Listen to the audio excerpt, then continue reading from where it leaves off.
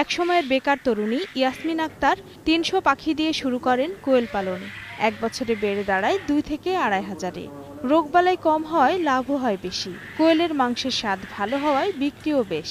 ডিম থেকে বাচ্চা ফুটতে লাগে ১৭ দিন। ২৩ দিন বয়সের কোয়েলের জোড়া বিক্রি হয় ১০০ টাকায়। খুব স্বাদ এই মাংসটা, অন্য মাংস চেয়ে এরকম তুলনা হয় না। ডিম থেকে বাচ্চা ফুটতে ১৭ দিন লাগে এবং এগুলো ২৩ দিন বয়সে ১০০ টাকা জোড়া বিক্রি করা যায়। রোগ তেমন নাই, রোগ কম হওয়ার কারণে আমাদের তেমন কোনো লস হয়নি। যুব উন্নয়ন থেকে পাখির প্রশিক্ষণ নিয়ে বান্দরবানের নিউ গুলশানে কোয়েলের খামার গড়ে তোলেন ইয়াসমিন। প্রতিদিন ব্যবসায়ী ছাড়াও আশপাশের অনেকে কিনতে আসেন কোয়েল। প্রশিক্ষণের মধ্যে থেকে আমি কোয়েল পাখির ফার্মটা করছি।